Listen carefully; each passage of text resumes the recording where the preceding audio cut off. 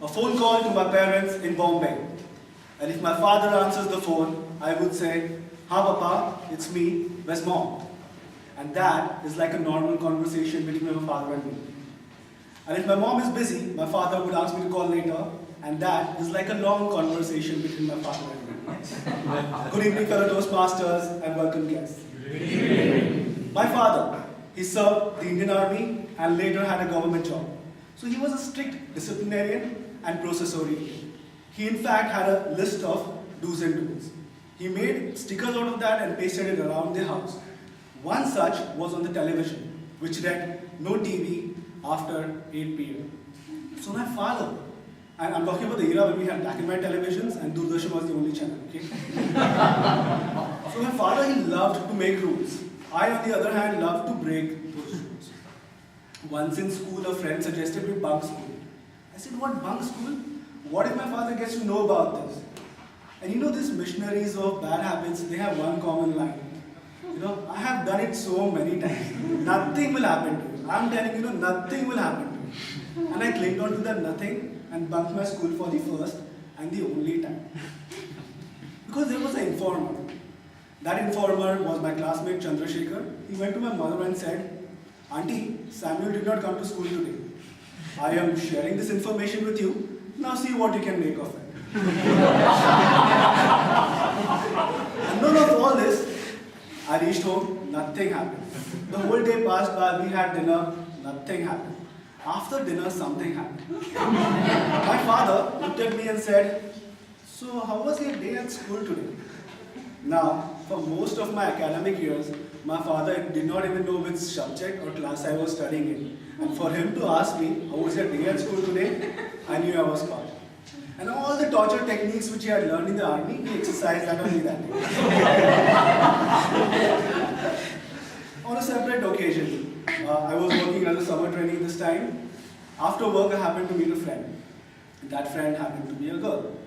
After meeting her, I went back home, and right below my building, my brother is waiting for me. My brother comes to me like an informer and says, "Daddy has seen you at Churchgate station today, holding a girl's hand. I am sharing this information with you. Now see what you can make."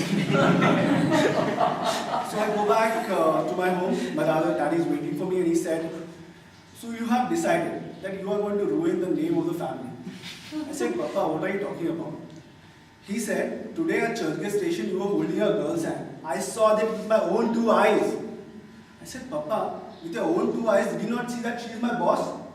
She's new to Bombay. She fell down on the train. I was just helping her get inside by holding her hand. Just helping her." My father was perplexed. He could not beat that story, and hence he could not beat me that day. So there was always this contest between my father and me. And along with this contest, there was also a contrast. A few months before my 10th board exams, I had jaundice and typhoid. And I could not prepare very well for the exams. Unprepared, I went to the examination center to write my first paper. I was anxious. I was about to enter the hall. My father held my hand and said, "Listen, if you don't want to appear for this exams, it's okay." And I did not appear for the rest of the exams. A lot of my friends and relatives said, "How could you miss such a crucial exam?" I did not even care to think about what they said, because my father was okay with that. Later, I reappeared and scored very well. Some years from then, and few years ago, I got married. I am a Christian, my wife is a Muslim. And it's as expected, there was some bit of opposition. But my father was the first one to accept our relationship. And because of him, I got married to the girl I love. And he saved me of one big regret. So that's my father. He was open and the most open-minded, and when he was strict, there was no TV after 8 p.m. My father and I really care about each other. But will we tell each other that? No, we will not. Some months ago, my mom called me up and she was crying. She said, "Your father has collapsed." I was tensed. My neighbors rushed him to the hospital. I immediately left for Bombay.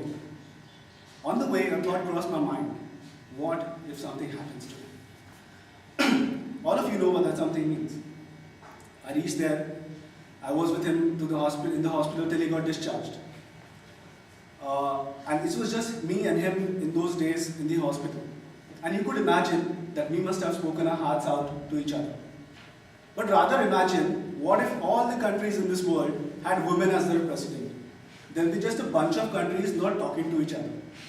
That's exactly what happened between my father and me. We hardly spoke to each other. After that, I realized, being so close to him, observed him, I realized how much we love and depend on each other. It's not always that I understood my father. It's a very recent wonder, a very recent realization. And that realization is very beautifully put by a Tamil poet in a line. The line goes, that I understood my mother as I kicked for the first time when I was inside of a room. But I understood my father only when I became a father. I am sharing this information with you. Now see what you can make of it. Mr. Christmas.